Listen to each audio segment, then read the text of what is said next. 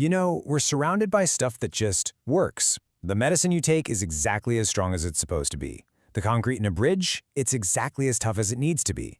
But this kind of consistency, it's not an accident. No way. It's actually the result of this hidden science, a whole field dedicated to proving that things have stayed exactly the same.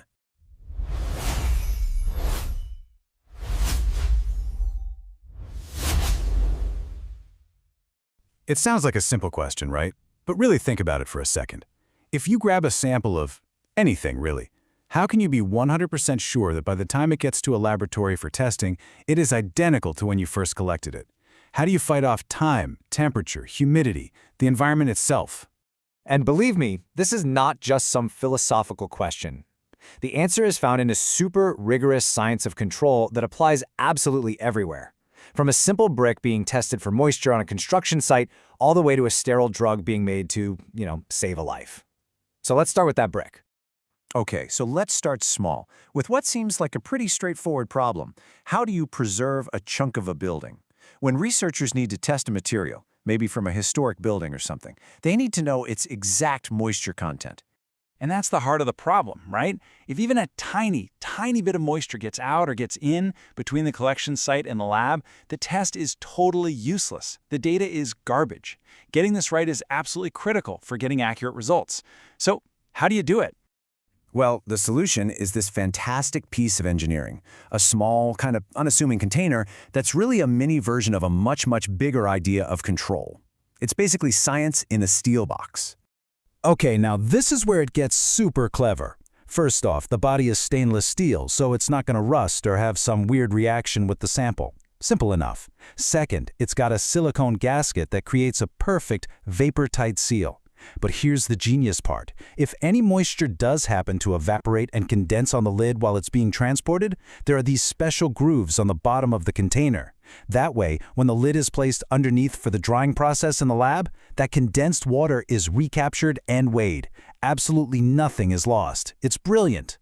And look, this isn't just a guess. They've got the data to prove it works. They took a completely dry sample, put it in one of these containers, and then left it in a super humid chamber, like 85% humidity, for almost a month. And the total weight it gained? Less than 0.04 of a gram. That is an incredibly small amount, which just proves how amazingly effective that seal is. So here's the real takeaway. This little steel box isn't just a box, it's a validated system. It is scientific proof that you can preserve something perfectly. But what happens when you scale this idea up? What happens when it's not just about getting good data, but it's about protecting human lives? So now, let's jump over to the world of biopharma and see how this same idea gets a lot more intense. Here, the challenge isn't just preserving a sample. It's about preserving the absolute sterility and safety of life-saving medicines during the entire manufacturing process. And this slide just lays it all out perfectly. With the brick sample, the risk is bad data. The bad guy is moisture. The solution is a clever box. But with the sterile drug, the risk is patient harm, or even death. The enemies are invisible things like microbes, tiny particles, and something called pyrogens, which can give you a fever if they get into your bloodstream. So the solution can't just be a box, it has to be a massive, validated global system. And that system is built on a foundation we call Good Manufacturing Practices, or GMP. You can think of this as the official rulebook that makes sure every single dose of a medicine is made and controlled to the exact same high-quality standards, every single time. Now, right at the heart of modern GMP for sterile drugs is this idea called the Contamination Control Strategy. I want you to think of it as the pharmaceutical world's version of our steel box, but instead of a physical thing, it's a huge, living system that covers an entire factory. So what is a CCS? Basically, it's a game plan for the whole site that finds every single potential source of contamination and puts a control in place to stop it. And it's not a one-and-done checklist either. It's a living document that's constantly being updated and improved. And when I say it's massive, I mean it covers everything. It starts with the building itself, using things like robotic isolators to keep people totally separate from the product. Then it's about the people.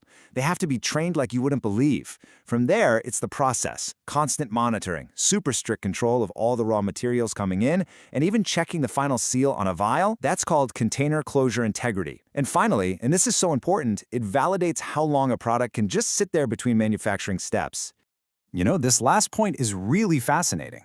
It's one thing to make a product, but what happens if it needs to sit in a tank for a day or two before the next step? You have to prove it hasn't changed. And that's where hold time studies come in. They're basically the biopharma version of leaving our brick sample in its box to make sure it stays the same. Just look at this example here for a simple coated tablet. At every single stage, from the dry granules all the way to the final coated product, the company has scientifically proven how long that material can be held and which tests confirm it's still good. The granules can sit for 45 days. The core tablets are good for up to 90. Every single step is validated with meticulous detail. But here's the thing. You can have all the best systems, all the robots, all the studies in the world, but at the end of the day, it all comes down to people. Like the official guidance says, it's not enough for people to just follow the rules. They have to understand why the rules exist in the first place. They have to get the science of control on a deep, personal level. And that right there is the biggest takeaway. From a simple steel box to a complex pharmaceutical plant, real control isn't just about a procedure or a fancy piece of equipment. It's about building a culture of quality, where every single person understands how profoundly important it is to keep things exactly the same. Kind of makes you think, doesn't it? From the food you eat to the water you drink, what other huge invisible systems of control are out there working right now to protect you every single day?